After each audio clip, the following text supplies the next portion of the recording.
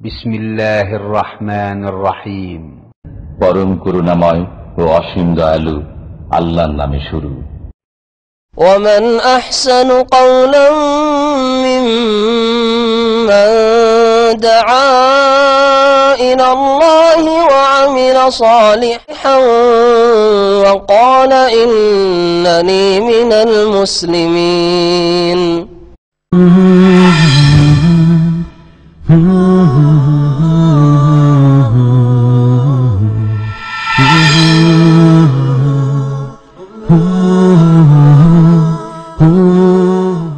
আসসালামু আলাইকুম ওয়া রাহমাতুল্লাহি ওয়া বারাকাতুহু।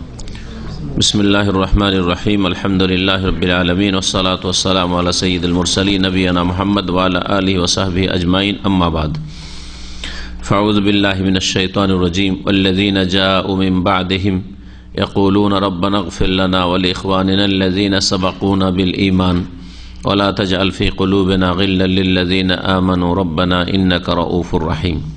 মহান আল্লাহর সমস্ত প্রশংসা যে আল্লাহ পাক রব্বুল আলামিন তার বান্দাদের মধ্য থেকে যাকে ইচ্ছা মনোনীত করেন রিসালাত দিয়ে, নবুয়ত দিয়ে, এবং যাকে ইচ্ছা আল্লাহ পাক রব্বুল আলামিন আম্বিয়া এবং রসুলগণের সাথী সঙ্গী হিসাবে মনোনীত করেন। সালাত এবং সালাম নাজিল হোক নবী মুহাম্মদ রাসূলুল্লাহ সাল্লাল্লাহু আলাইহি সাল্লামের উপর, যার উম্মত সবচেয়ে শ্রেষ্ঠ উম্মত এবং যার উম্মতের প্রথম সারির মুমিন মুসলিমগণ সাহাবায়ে কেরাম রিজওয়ানুল্লাহ তাআলা আলাইহিম আজমাইন, তারা এই উম্মতের সবচেয়ে শ্রেষ্ঠ, যাদের মর্যাদা আম্বিয়া রসুলগণের পরেই।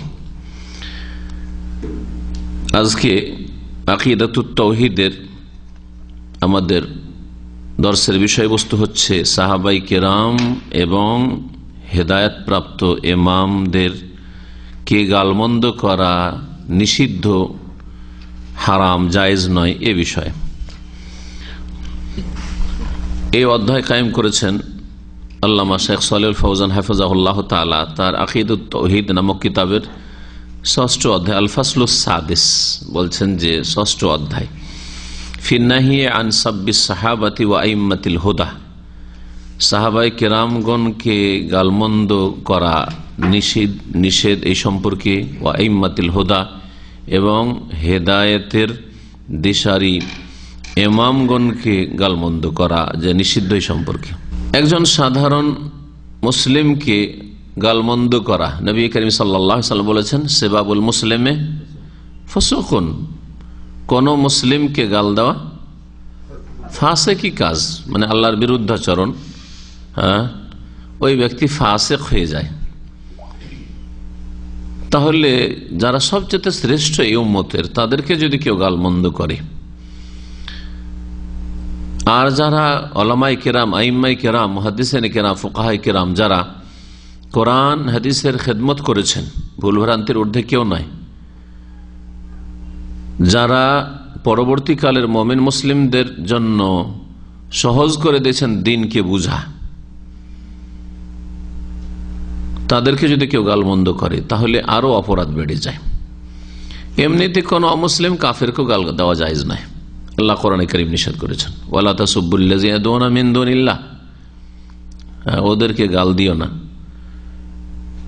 আল্লাযীনা ইয়াদউনা মিন দুনিল্লাহ, যারা আল্লাহ ছাড়া অন্যকে ডাকে।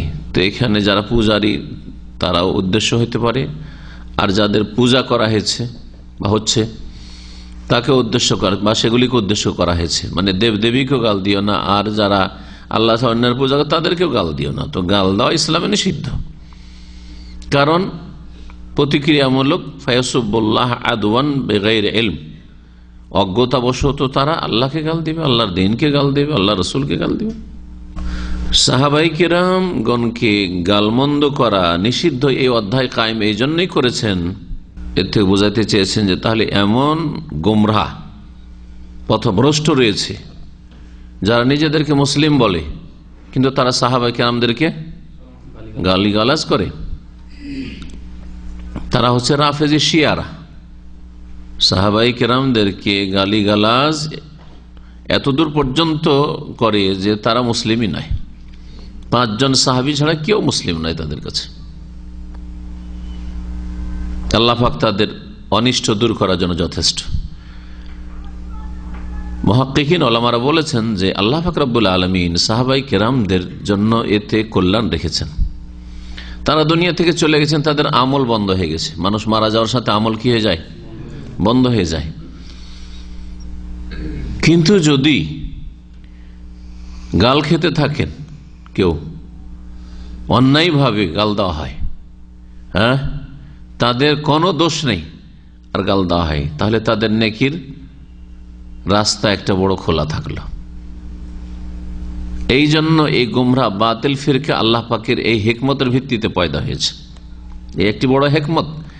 একটি বড় দল মুসলিম নাম দিয়ে তারা মুসলিম আসলে নয়, এতে একটা বড় হিকমত রয়েছে। সাহাবায়ে কেরামদের জন্য একটা নেকির রাস্তা আল্লাহ পাক বড় খুলে রেখেছে। যত গাল দেওয়া হবে তত বেশি তাদের খাতায় নেকি যেতে থাকবে, সওয়াব যেতে থাকবে, তাদের মর্যাদা উঁচা হইতে থাকবে। দ্বিতীয় হিকমত যে আল্লাহ পাককে জাহান্নাম ভর্তি করতে হবে, কাফের দিয়ে, মুশরিক দিয়ে, মুনাফিক দিয়ে। তো কাফের মুশরিক দিয়ে জাহান্নাম ভর্তি হবে না, তো মুনাফিক ও মুসলিম উম্মতের প্রয়োজন। তো এই মুনাফিক গুলি যারা আব্দুল্লাহ বিন সাবা ইয়াহুদির সন্তান, আর আসল রক্তের দিক থেকে এরা হচ্ছে অগ্নিপূজক মজুস।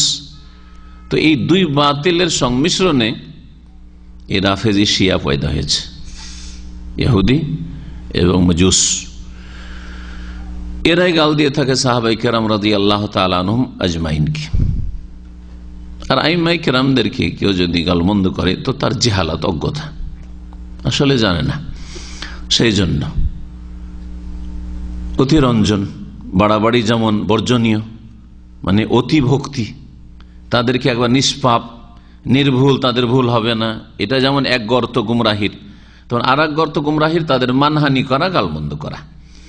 এই দুই গুমরাহির মাঝখানে হচ্ছে মুহাদ্দিসিন কেরাম, ফুকাহায়ে কেরাম, হাদিসের ইমামরা হন অথবা ফিকহের ইমামরাই হন, আর এবং আবু হানিফা, শাফি, মালিক, আহমদ এই চার ইমাম হন, অথবা যে কোনো ইমাম হন, আগের ইমামরা হন, অথবা বর্তমান যুগের বড় বড় আইম্মায়ে কেরাম। আজকাল যারা নাসির আলবানীকে গাল দিচ্ছে, তারা কি মনে করেন যে আবু হানিফা, শাফি, মালিককে গাল দেওয়ার চাইতে ছোট অপরাধ করছে নাকি? একই সমান অপরাধ। কিন্তু যারা ওইদিকে তো অতি ভক্তি করে আবু হানিফা অথবা শাফি, মালিক, আহমদের ক্ষেত্রে, কিন্তু এদিকে নাসির আলবানীকে গাল দেয়, ইবনে বাজ রাহমাতুল্লাহ আলাইহিকে গাল দেয়, একই রকমের অপরাধী। আর দুই অপরাধে জড়িত, একদিকে গলু, অতিরঞ্জন, বাড়াবাড়ির অপরাধে জড়িত, আর একদিকে মানহানি, হ্যাঁ, মনের উল্টো যেসব আইম্মায়ে কেরাম তাদের মানহানির অপরাধে জড়িত। দুই রকমের পাপ তাদের খাতায় যাচ্ছে। আর আহলে সুন্নাত ওয়াল জামাত, কোরআন সুন্নাহ অনুসারীরা, আহলুল হাদিস, যদি সত্যিকার অর্থে আহলুল হাদিস হয়, তাহলে কারো মানহানিও করে না, আর কারো অতি ভক্তি করে শিরক বিদআতে লিপ্ত হয় না। ভুলের ঊর্ধ্ব তাদেরকে মনে করেন না। ইজতিহাদ, মেহনত করেছেন যথাসাধ্য, তারা ভুল হয়ে যেতে পারে। ভুলের ঊর্ধ্বে একমাত্র আম্বিয়া রসুলগণ, যাদের সতর্ক সাবধান করার জন্য সাথে সাথে ওহী নেমে এসেছে। যেমন ভুলের ঊর্ধ্বে মনে করেন না, যেটা অতিরঞ্জন, বাড়াবাড়ি, গুমরাহি, তেমনি তাদের কোন রকম মানহানি করেন না। সমস্ত আইম্মায়ে কেরামগণকে একই নজরে, শ্রদ্ধা, ইহতিরামের নজরে দেখেন। আবার পার্থক্য করে নাই যে একজনকে চাঁদে উঠিয়ে দিলাম আর আরেকজনকে মাটিতে নামিয়ে দিলাম, আরেকজনকে মাটির তলায় পুঁতে দিলাম, এইরকম নাই। এই শ্রেণীর লোকেরা সকলে গুমরাহ। যে ইমামের ভক্ত অথবা মুকাল্লিদ, তাকে তো দিল চাঁদে উঠিয়ে দিল, আর যে ইমামের ভক্ত নেই, সে ইমামের সামান্যতম, তার কথা তাদের কাছে কোনো মূল্য নেই। এই আর একটা গুমরাহি। এইসব গুমরাহিতে যারা অন্ধ অনুকরণ করে থাকে, যারা গোঁড়ামি করে থাকে, ব্যক্তির অথবা দলের অথবা মাযহাবের, তারাই লিপ্ত। আলহামদুলিল্লাহ কোরআন সুন্নাহ অনুসারীরা এগুলি থেকে মুক্ত। এখন আসুন শেখ কি বলতে চেয়েছেন। প্রথম আলোচনা করেছেন সাহাবায়ে কেরামদের গালমন্দ করার বিষয়টি, আর তারপরে আইম্মায়ে কেরামদের, এই উম্মতের যে উলামায়ে কেরামরা যে কোনো যুগেরই হন না কেন, তাবেঈনদের যুগ থেকে শুরু করে কিয়ামত পর্যন্ত যারা এসেছেন আর আছেন অথবা আসবেন, কেউ যদি কাউকে গাল দেয় তাহলে অপরাধের কাজ করল। কিন্তু উলামা হইতে হবে হক, কোরআন সুন্নাহর আলেম হইতে হবে, কোরআন সুন্নাহর আলেম হইতে হবে। বিদআতি আলেম না হয়, যার দুনিয়ার স্বার্থ থাক আর না থাক, বেদাতের পৃষ্ঠপোষকতা করা স্বার্থ। আর আরেক দল আছে পেট পূজারী আলেম। আমি আলেমদেরকে 3 ভাগে ভাগ করি, 3-এর 4 পাবেন না, আর 3-এর কম পাবেন না। পেট যেখানে আছে, পয়সা যেখানে আছে, স্বার্থ যেখানে আছে, সেখানে আছে দিন ধর্মকে বিক্রি করে দিতে পারবে, তার জন্য আইম্মাতুল বাতন, পেটের আলেম, উলামাউল বাতন, পেটের আলেম ওরা। আর আরেক হচ্ছে আইম্মাতুল দলাল, হ্যাঁ, আইম্মাতুল বিদা, শিরক বিদাতের আলেম। আরেক হচ্ছে আইম্মাতুল হক, যারা রব্বানি কোরআন সুন্নাহর আলেম। সাহাবাই কেরামদেরকে গাওয়াল দেওয়া নিষেধ। বলছেন যে মিন উসুল আহলি সুন্নাত ওয়াল জামা, আহলি সুন্নাত ওয়াল জামাতের মূল নীতিমালা হচ্ছে সালামাতু কুলুবিহিম, তাদের অন্তরের পরিশুদ্ধতা, অন্তর পাক পবিত্র তাদের, ওয়া আলসানাতুহুম, এবং তাদের জবানও পাক পবিত্র। রাসূলুল্লাহ সাল্লাল্লাহু আলাইহি ওয়াসাল্লামের সাহাবায়ে কেরামদের ক্ষেত্রে আসহাবে রাসূলুল্লাহ সাল্লাল্লাহু আলাইহি ওয়াসাল্লাম কামা ওয়াসাফাহুমুল্লাহ বিযালিক, যেমন আল্লাহ পাক তাদের গুণাবলী বর্ণনা করেছেন ফি কওলি তাআলা, মহান আল্লাহর এই বাণীতে সূরা হাশর আয়াত নম্বর 10। আল্লাহ পাক দোয়া শিখিয়ে দিয়েছেন। এই দোয়া সমস্ত মুমিন মুমিনাতকে শামিল, আর যারা বিশিষ্ট উলামায়ে কেরাম, আইম্মায়ে কেরাম, হ্যাঁ, মুহাদ্দিসিন, ফুকাহা, সকলকে শামিল। তাবেঈনদের যুগ থেকে শুরু করে বা তার আগে সাহাবায়ে কেরাম, এমনকি সাহাবায়ে কেরামও শামিল। এমনকি আদম আলাইহিস সালাম থেকে শুরু করে যত মুমিন মুমিনাত আগের উম্মতে ছিল তারাও শামিল। আল্লাহ পাক কি বলছেন, ওয়াল্লাযিনা জাউ মিন বাদিহিম, আর যারা এসেছে তাদের পরে, তাদের পরে সাহাবায়ে কেরামদের পরে। জি, মুহাজির আনসারদের কথা তার আগে আল্লাহ পাক উল্লেখ করেছেন, হ্যাঁ, 8-9 নম্বর আয়াতগুলোতে। মুহাজিরিন লিল ফুকারাইল মুহাজিরিন আল্লাযিনা উখরিজু মিন দিয়ারিহিম ওয়া আমওয়ালিহিম ইয়াবতাগুনা ফাযলাম মিনাল্লাহি ওয়া রিদওয়ানা ওয়া ইয়ানসুরুনা আল্লাহ ওয়া রাসূলাহু উলাইকা হুমুস সাদিকুন, মুহাজিরিনদের কথা। তারপরে আনসারদের কথা বলছেন, ওয়াল্লাযিনা তাবাওয়াউদ দারা ওয়াল ঈমানা মিন ক্বাবলি ইউহিব্বুনা মান হাজারা ইলাইহিম ওয়া লা ইয়াজিদুনা ফি সুদুরিহিম হাজাতাম মিম্মা উতু ওয়া ইউসিরুনা আলা আনফুসিহিম ওয়ালাউ কানা বিহিম খাসাসা ওয়া মান ইউকা শুহা নাফসিহি ফাউলাইকা হুমুল মুফলিহুন ওয়াল্লাযিনা জাউ মিন বাদিহিম।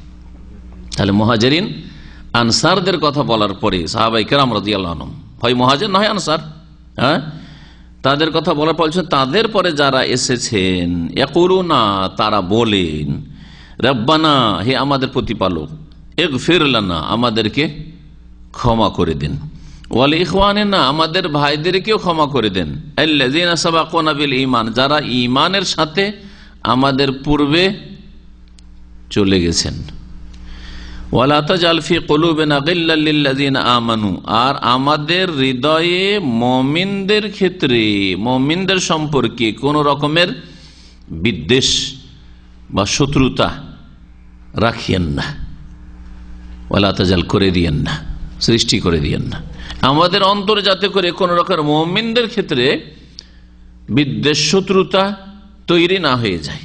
রব্বানা, হে আমাদের প্রতিপালক, ইন্নাকা রাউফুর রহিম, নিঃসন্দেহে তুমি বড়ই স্নেহশীল আর অতি দয়াবান। তো আল্লাহর কাছে এখানে দোয়া করা হয়েছে কিসের? মাগফিরাতের, যারা আগে চলে গেছেন ঈমানের অবস্থায়।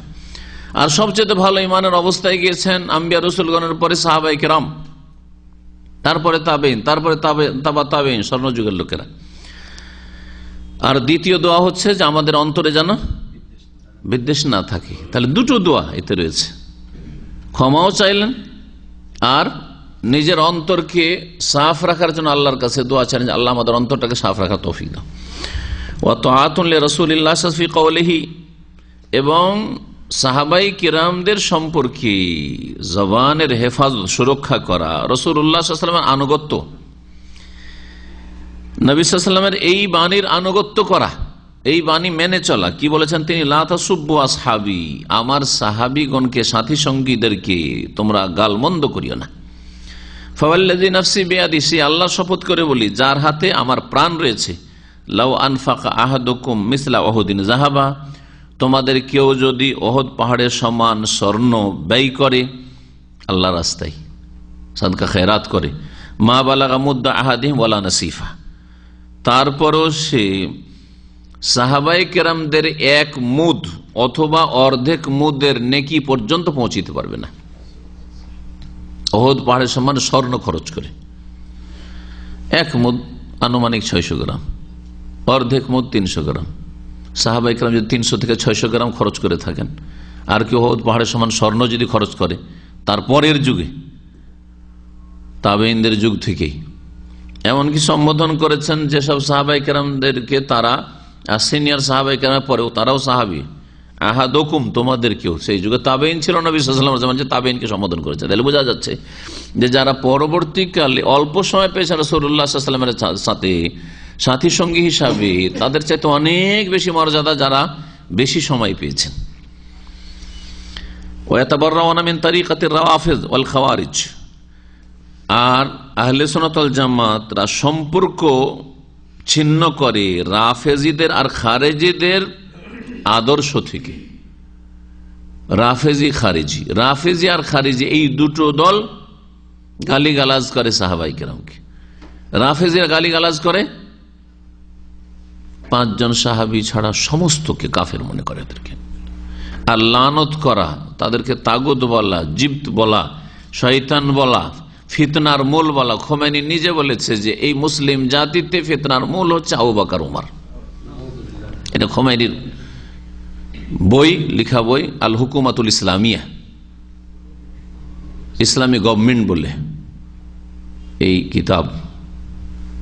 জি, শুধু তাদের ফার্সি ভাষায় নয়, ফার্সি ভাষায় লেখা হয়েছে, বিভিন্ন ভাষায় অনুবাদ হয়েছে, এই বই রয়েছে। এই নামের অভিশপ্ত, যাকে এখানে মৃত্যুদণ্ড দেওয়া হয়েছে, এর বক্তব্য আছে, যারা আরবি বুঝেন ইউটিউবে আছে, বলছে যে আবু বকর উমর জান্নাতে যাবে আর নবীর বাপ মা জান্নাতে যাবে না। এটা কি কোন ধর্ম এটা হইতে পারে? মানে আবু বকর উমর জান্নাতে যাবে না, নবীর বাপ মা কুফরের অবস্থায় থাকলে জান্নাতে যাবে। এটা তো তার একটা অপরাধ বললাম, আর এছাড়া বহু গালিগালাজ রয়েছে সাহাবায়ে কেরাম সম্পর্কে তার ভাষায়। খারেজিরা যখন বেরোলো আলী রাদিয়াল্লাহু তাআলা আনহুর বিরুদ্ধে এবং তার অনুসারী সাহাবায়ে কেরামদের বিরুদ্ধে, তখন সমস্ত সাহাবায়ে কেরামকে যারা তাদের দলে নেই আর আলীর রক্তকে হালাল মনে করে না, আলী, মুআবিয়া, আমর ইবনে আস এদের রক্ত হালাল, এদেরকে হত্যা করা ফরজ, এতে যারা একমত নাই তারা সকলে তাদের কাছে কাফের। এই দুটো বিদাতি পথভ্রষ্ট গুমরাহ দল ইসলামের ইতিহাসে রাসূলুল্লাহ সাল্লাল্লাহু আলাইহি সাল্লামের পরে সাহাবায়ে কেরামদের জামানায় বেরিয়েছে। মুসলিম উম্মতে, একটি উম্মতে দ্বিতীয় তৃতীয় ফিরকা হচ্ছে এই দুটো গুমরাহ দল, রাফেজি আর খারেজি। আল্লাযিনা ইয়াসুবুনা সাহাবাতা রাদিয়াল্লাহু আনহুম, এরা এই রাফেজি আর খারেজিরা সাহাবায়ে কেরামকে গাল দেয়। ওয়া ইউবগিযুনাহুম, পার্থক্য রাফেজি খারেজিদের মাঝে কি? খারেজিরা আলী, হাসান হোসেন এদেরকেও কাফের বলে, আহলে বাইতকে, বোঝা গেছে। আর শিয়ারা, রাফেজিরা, ইরানিরা, এরা এদের ক্ষেত্রে অতিরঞ্জন, মহব্বত করা বললে তো ভালো, আমরা মহব্বত করি, আর এরা কি করে? গোলু, এত অতিরঞ্জন করে যে নবীর বংশে আহলে বাইত, আলী, হাসান, হোসেন, ফাতেমা, এদের মধ্যে খোদাই শক্তি রয়েছে, এরা খোদা। গত 3 দিন আগে এই রকমের রাফেজির বক্তব্য শুনলাম, ইউটিউবে বলছে যে আমাদের তৌহিদ হচ্ছে যে ইয়া ফাতেমা আগিসি, হে ফাতেমা আমার সাহায্য করো, আমাকে রক্ষা করো, এটা হচ্ছে তৌহিদ ইসলাম। রাফেজিরা আহলে বাইত সম্পর্কে গোলু অতিরঞ্জন করে শিরকে লিপ্ত হয়েছে, বড় শিরক কুফরি করেছে। আর খারেজিরা মুসলিম, সবচেয়ে শ্রেষ্ঠ মুসলিমদেরকে ঢালাহারে কাফের বলে, এমনকি সেই যুগের সবচেয়ে শ্রেষ্ঠ আলী রাদিয়াল্লাহু তাআলা আনহু জামানে তার ওসমান বেঁচে ছিলেন না, তাই না? তাহলে আলী সবচেয়ে শ্রেষ্ঠ ওই যুগের, তাকে সবচেয়ে বড় কাফের বলতে খারেজিরা। এবং ইবনে মুলজাম খারেজি এই জন্য ফজরের নামাজের সময় প্রস্তুত হয়েছিল যে আলী মসজিদে আসলে আমি খুন করবো, আর খুন করেছিল। আর এই খুন করার মাধ্যমে বলে আমি জান্নাত দেখতে পাচ্ছি, জান্নাত লাভ করবো, এই জন্য আমি খুন করেছি। আর সাহাবায়ে কেরামদের সাথে এরা শত্রুতা রাখে। ওয়াজহাদুনা ফাযাইলহুম, এদের ফজিলত আর মর্যাদাকে তারা অস্বীকার করে। ইউকাফিরুনা আকসারহুম, আর তাদের অধিকাংশকেই কাফের বলে। আহলুস সুন্নাতে, আহলুস সুন্নাত ওয়াল জামাত কি করে? ইয়াকবালুনা মা জা ফিল কিতাব ওয়াস সুন্নাহ মিন ফাযাইলিহিম, কোরআন এবং হাদিসে যেই ফজিলতগুলি সাহাবায়ে কেরামদের এসেছে সেগুলিকে সাদরে গ্রহণ করে। ওয়াতাকিদুন, আর তারা বিশ্বাস করে আন্নাহুম খায়রুল কুরুন, যে সাহাবায়ে কেরামরা হচ্ছে সবচাইতে শ্রেষ্ঠ যুগের মানুষ, স্বর্ণ যুগের মানুষ। কামা কালান নবী সাল্লাল্লাহু আলাইহি ওয়াসাল্লাম, নবী সাল্লাল্লাহু আলাইহি ওয়াসাল্লাম বলেছেন খায়রুল কুরুনি কারনি বা খায়রুকুম কারনি সুম্মাল্লাযীনা ইয়ালুনহুম সুম্মাল্লাযীনা ইয়ালুনহুম, সবচেয়ে শ্রেষ্ঠ হচ্ছে আমার যুগের লোকেরা অর্থাৎ সাহাবায়ে কেরামরা, তারপরের যুগের লোকেরা, তারপরের যুগের লোক অর্থাৎ তাবেঈন, তাবা তাবেঈন, তিনটি যুগের কথা বলেছেন। ওয়ালাম্মা যাকারা সাল্লাল্লাহু আলাইহি ওয়াসাল্লাম ইফতিরাকাল উম্মত ইলা 73 ফিরকার, যখন নবী করিম সাল্লাল্লাহু আলাইহি ওয়াসাল্লাম উম্মত যে 73 দলে বিভক্ত হবে এই কথা উল্লেখ করেছিলেন, ওয়া আন্নাহা ফিন্নার, আর 73-এর সবগুলি জাহান্নামে যাবে, ইল্লা ওয়াহিদা, একটি দল ছাড়া। সাহাবীরা তখন জিজ্ঞেস করেছিলেন, কি জিজ্ঞেস করেছিলেন? ওয়াসালু আন তিলকার ওয়াহিদা, যে মান হিয়া ইয়া রাসূলুল্লাহ, ওই একটি জামাত, একটি দল যেটি জান্নাতে যাবে সেটি কোনটি? তখন নবী সাল্লাল্লাহু আলাইহি ওয়াসাল্লাম কি বলেছিলেন? কালা হুম মান কানা আলা মিসলি মা আনা আলাইহিল ইয়াউম ওয়া আসহাবি, তাদের হাক্কানিয়াত আর তাদের সঠিক পথের ওপর অটলতার পরিচয় হচ্ছে যে নবীর আদর্শে এবং নবীর সাহাবীদের আদর্শের উপর যারা প্রতিষ্ঠিত থাকবে। তাহলে কি বোঝা গেল? যে নাজাত প্রাপ্ত, মুক্তিপ্রাপ্ত, সাহায্যপ্রাপ্ত দলের যদি লক্ষণ নবী সাল্লাল্লাহু আলাইহি ওয়াসাল্লাম বলেন যে যারা আমার এবং আমার সাহাবীগণের আদর্শের উপর কায়েম থাকবে, তাহলে বোঝা গেল যে সাহাবীগণ নিঃসন্দেহে কিসের উপর আছেন? হেদায়েত ও জান্নাতের পথে আছেন, সিরাতে মুস্তাকিম আছেন। কারণ তাদেরকে আদর্শ হিসাবে পেশ করছেন জান্নাতি দলটিকে চেনার জন্য, যে তাদের পথের পথিক যদি হইতে পারে তাহলে জান্নাতি, আর সাহাবায়ে কেরামদের পথ থেকে যদি ডানে বামে সরে যায় তাহলে সেগুলি হচ্ছে ফিরকা, সেগুলি জান্নাতে যাবে না, জাহান্নামে যাবে। এই হাদিসের ক্ষেত্রে মনে রাখবেন, অল্প পড়া মানুষরা এই হাদিসটা পেশ করে জাহান্নামে চিরকালের জন্য পাঠিয়ে দেয় না। এই হাদিসে এই কথা বলা হয়নি যে খালেদিনা চিরকাল থাকবে। 73টি যে দল রয়েছে গুমরাহ দলগুলি, এগুলি জাহান্নামে যাবে, সবগুলি চিরকাল থাকবে না। কিছু চিরকাল থাকবে, কিছু দীর্ঘকাল থাকবে, কিছু কিছু কাল থাকবে, আর কিছু এমন আছে যে কবর আযাব টাযাব, সেটাও জাহান্নামের শাস্তি হতে পারে। এটা আপনি হাদিসকে বোঝার চেষ্টা করবেন ওইভাবে যেইভাবে সালাফে সালেহরা বুঝেছেন, আর একটু গভীরভাবে বোঝার চেষ্টা করবেন। কারণ আমার দেশের মানুষরা, এমনকি মাদ্রাসা পড়ারা, মোটা খায় মোটা বুঝে, হাদিস পড়ে দিয়ে একবারে জাহান্নামে ঢুকিয়ে দিয়ে চিরকালে জাহান্নামে বলেন। চিরকালে জাহান্নামে বলবেন না, নবী সাল্লাল্লাহু আলাইহি ওয়াসাল্লাম চিরকালে জাহান্নামে বলেননি। তো আপনি যদি নিজের তরফ থেকে এমন কথা বলেন যেটা নবী অতদূর পর্যন্ত বলেননি, তাহলে আপনাকে জবাব দিতে হবে কাল কিয়ামতে যে এই কথা বলার অধিকারটা তোমাকে কে দিয়েছে? যে কোনোদিন জান্নাত পাবে না, কোনোদিন জান্নাত পাবে না, এই কথা বলবেন না। তাহলে যেগুলো আর 72টা ফিরকা রয়েছে ওগুলো বিভিন্ন রকমের হবে। যারা বড় রকমের শিরক করে মারা গেছে তারা চিরকাল জাহান্নামে থাকবে। বড় রকমের শিরক করেনি কিন্তু বিদআত করে মারা গেছে, তো চিরকাল জাহান্নামে থাকবে? ওগুলো ফিরকা নয়, অবশ্যই ফিরকা, কিন্তু চিরকাল জাহান্নামে থাকবে না, দীর্ঘকাল থাকবে, কিছু কাল থাকবে, মেলা রকম ফিরকা আছে। কি বলেছেন নবী সাল্লাল্লাহু আলাইহি ওয়াসাল্লাম? কালা, ওই একটি দল যে জান্নাতে যাবে সেই দলটি কারা বা কে, কোন দল? বললেন হুম, ওরা হচ্ছে মান কানা আলা মিসলে মা আনা আলাইহিল ইয়াউম ওয়া আসহাবি, যারা হবে কানা আলা ওই আদর্শের ওপর, মিসলা মা আনা আলাইহিল ইয়াউম, যার ওপর আমি রয়েছি তার মতো, যে আদর্শের উপর আমি রয়েছি সেই আদর্শের মতো যদি তাদের আদর্শ হয়, ও আসহাবি, এবং আমার সাহাবীগণের আদর্শের মতো যদি আদর্শ হয়, তাহলে ওরা কি হবে? জান্নাতি দল হবে, ওই একটি দল যেটি জান্নাতি। কাল আবু যুরা, ইমাম আবু যুরা রাহমাতুল্লাহ আলাইহি বলছেন, আবু যুরা রাজি, ওহু আজাল্লু শুয়ুখিল ইমাম মুসলিম, ইমাম মুসলিমের বড় বড় যে শাইখেরা ছিলেন তার মধ্যে সবচেয়ে বড় ওস্তাদ ছিলেন আবু যুরা।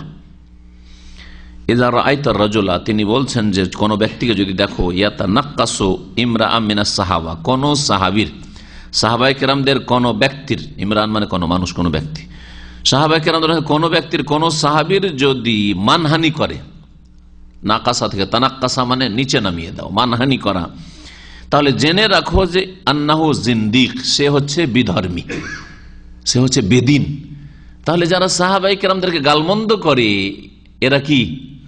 জিন্দিক। জিন্দিক বিধর্মী কেন? কারণ ধর্মের দুশ্মন, দিনের দুশ্মন। কোন দিক থেকে? ভালো করে শোনেন যুক্তিটা। ওয়াজালিকা, এটা এই জন্যই তিনি বলছেন, আন্নাল কোরআন হাক্কুন, কোরআন হচ্ছে সত্য। কোরআন বহন করেছে কে? রাসূলুল্লাহ ইন্তেকাল করলেন, তারপরে বহন করে আমাদের পর্যন্ত কে পৌঁছালেন? সাহাবীরা। তো যদি সাহাবীরাকে কাফের বলেন, তো কাফেররা কোরআন বহন করে আমাদের কাছে পৌঁছেছে, তাহলে তো বিশ্বাসযোগ্যই নয়, ঠিক কিনা? তাহলে তো ধর্মকে কেন সে বাতিল করে দিলেন আপনি?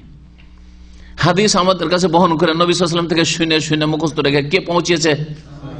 হ্যাঁ, সাহাবায়ে কেরামগণ প্রথম সারি। তাহলে সাহাবায়ে কেরামকে যদি রাফিজি শিয়ারা কাফের বলে, তাহলে তো হাদিস যাদের মাধ্যমে তারাই তো মুসলিম না, বা তারাই অসৎ। তাহলে কি করে বিশ্বাস করা যায়? ধর্ম বাতিল। তাহলে কত বড় শত্রু, তাহলে বেদিন কিনা জিন্দিক কিনা চিন্তা করেন।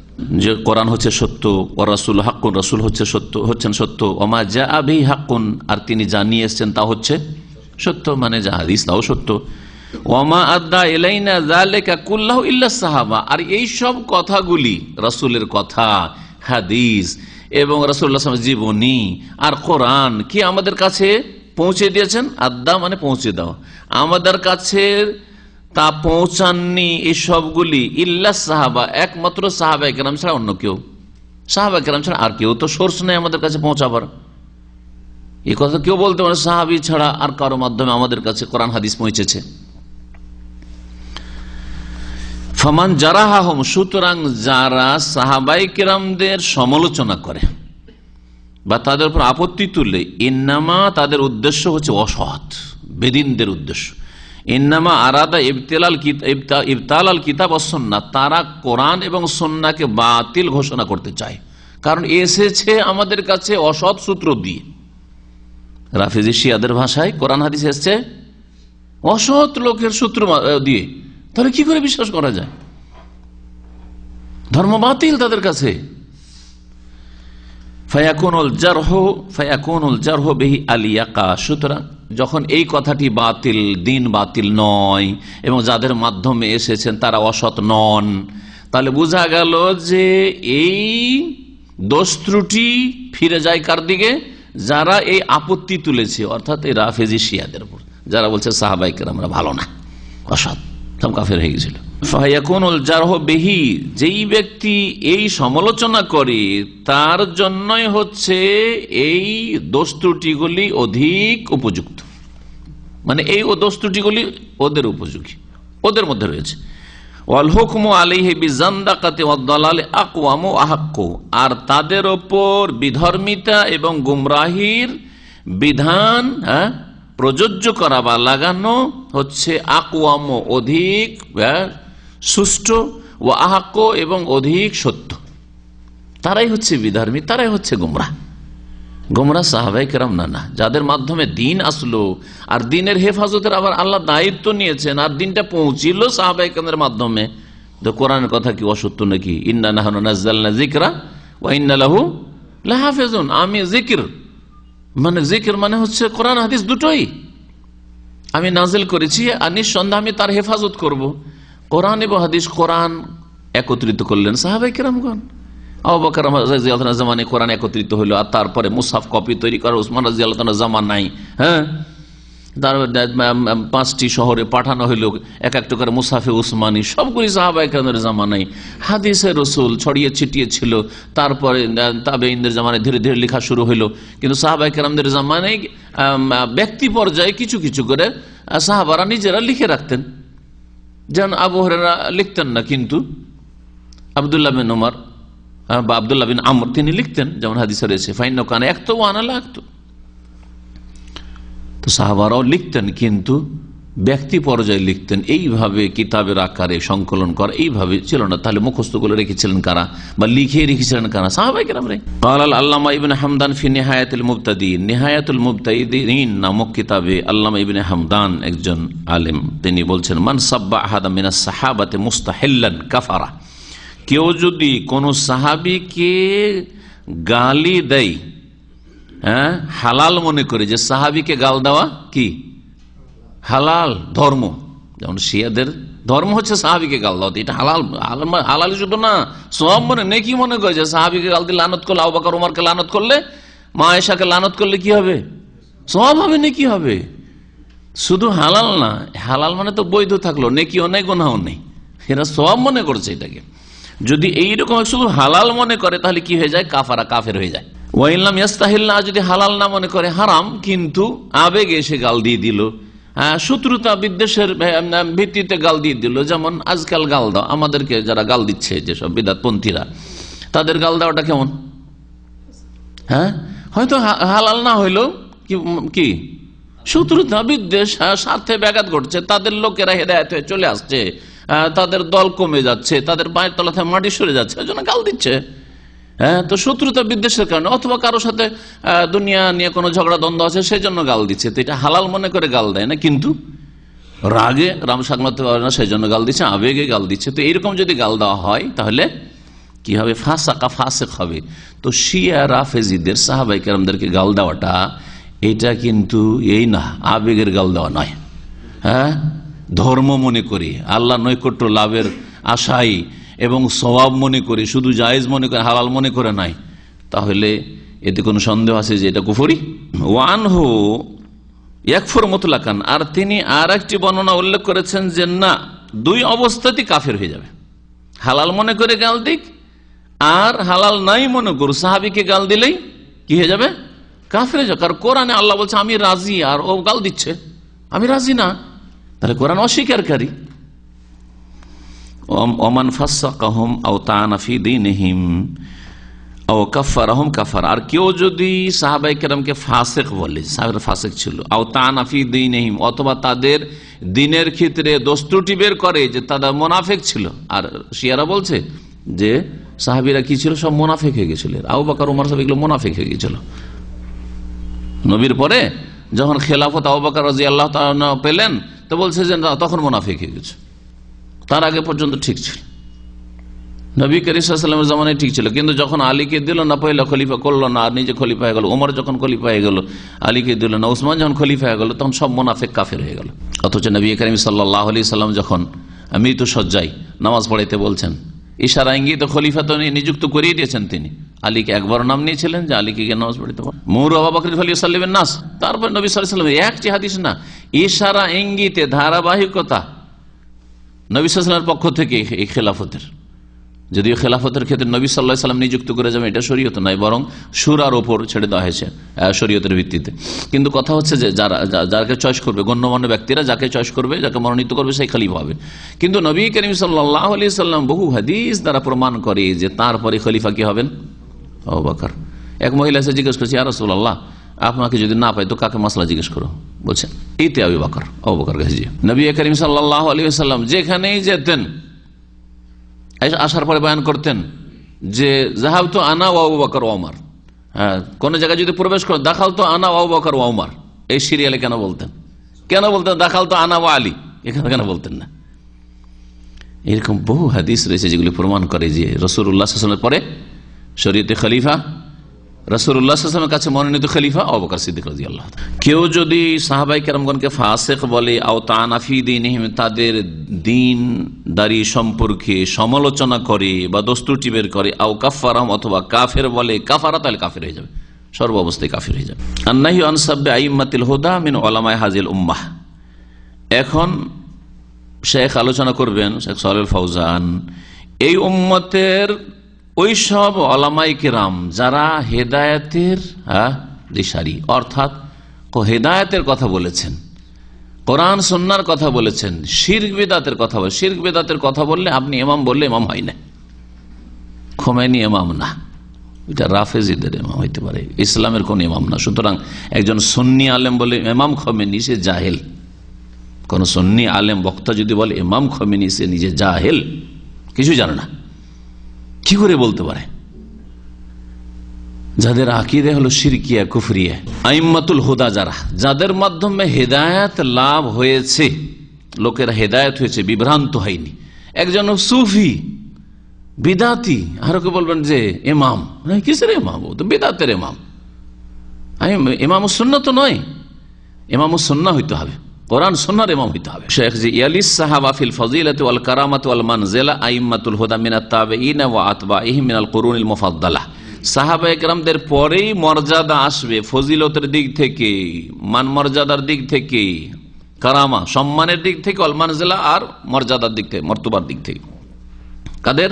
আইম্মাতুল হুদা, যারা হিদায়াতের ইমাম, মিনাত তাবিঈন, আর শুরু করতে হবে না তাবিঈনদের থেকে। তাবিঈনদের একজনের নাম জানেন না, আর তাবেইনের 100 বছর পরে তখন আপনার বড় বড় ইমাম নাকি? তা আপনাকে তাবেঈনদের মধ্যে বড় বড় ইমামরা ছিলেন, তাদের নামগুলো জানার চেষ্টা করতে হবে। সৈয়দ মুসাইয়্যিব, সৈয়দুত তাবেঈন, হাসান বসরি, মুহাম্মদ ইবনে সিরিন, সাইদ ইবনে জুবাইর, ইমাম জুহরি, বহু বড় বড় তাবেঈন, তারা বড় বড় ইমাম ছিলেন। হ্যাঁ, তাদের নামে মযহাব কায়েম হয়নি, সেই জন্য আপনার কাছে তাদের তেমন নেই, কিন্তু তাদের খেদমত অন্য যেসব আইম্মা কেরাম মুহাদ্দিসিনরা রয়েছেন বা ফুকাহা রয়েছেন তাদের চেয়ে অনেক বেশি খেদমত রয়েছে। মর্যাদা দিক থেকে সাহাবায়ে কেরামদের পরে তাবেঈনদের মর্যাদা, তারপরে ওয়াতবাহিম, এবং তাদের যারা তাবা তাবেঈন মানে তাবেঈনদের সাথে যাদের সাক্ষাৎ হয়েছে, মিনাল কুরুনিল মুফাদ্দালা, স্বর্ণযুগের বা শ্রেষ্ঠ যুগের তাবা তাবেঈনদের মধ্যে ধরেন ইমাম আবু হানিফা রহমতুল্লাহ আলাইহি, ইমাম মালিক রহমতুল্লাহ আলাইহি, আরো সবাই ইমাম কেরামরা আরো যারা রয়েছেন তারা, ওমান জাবাদহম, আর যারা তাদের পরেও এসেছেন, কিন্তু শর্ত হচ্ছে মিম্মান তাবিআস সাহাবাতা বিইহসানিন, তারা সাহাবায়ে কেরামদের অনুসরণ করেছেন নিষ্ঠার সাথে, সাহাবায়ে কেরামদের আদর্শ অনুসারী। সাহাবায়ে কেরামদের যুগে মাজার ছিল না, আবার মাজার নিয়ে ব্যস্ত, তাহলে আবার ওরা আলেম নাকি আর ওরা ইমাম নাকি? না, সাহাবায়ে কেরামদের যুগে মিলাদ ছিল না, আর মিলাদি এ হচ্ছে মিলাদি, আর ওকে ইমাম বলছেন, তো ইমাম বা আলেম নাকি? না, ওদের কোনো ফজিলত নেই, বিদআতি মৌলবীদের কোনো ফজিলত নেই। নিষ্ঠার সাথে যারা সাহাবায়ে কেরাম অনুসারী হচ্ছে, নিষ্ঠার সাথে আকীদার ক্ষেত্রে, নিষ্ঠার সাথে ইবাদত বন্দেগীর ক্ষেত্রে, আখলাক আমলের ক্ষেত্রে, আর জুলম মুক্ত হওয়ার ক্ষেত্রে। তাবেঈনদের জামানাতে বেশ কিছু তাবেঈনরা এসেছেন, কিন্তু জুলম অত্যাচার করেছেন, তারা জুলম অত্যাচার করেছে। ইয়াজিদি হোক, অথবা হাজ্জাজ বিন ইউসুফ হোক, অথবা এইরকম ইবনে জিয়াদ হোক, এরা তো তাবেঈনদের যুগের লোক, কিন্তু নিষ্ঠার সাথে আখলাক চরিত্রের ক্ষেত্রে তারা নিষ্ঠার সাথে সাহাবায়ে কেরাম অনুসারী ছিল না। এরা আখলাকের ক্ষেত্রে, মামলাতের ক্ষেত্রে, আদান প্রদানের ক্ষেত্রে, মানুষের হকের ক্ষেত্রে, আকীদার ক্ষেত্রে যদি বলেন আকীদা, ওদের আকীদায় তারা শিরক বিদআতে আকীদা রাখতো না। ইবাদতে তারা নামাজ পড়তো, শুধু না নামাজ পড়াইতো।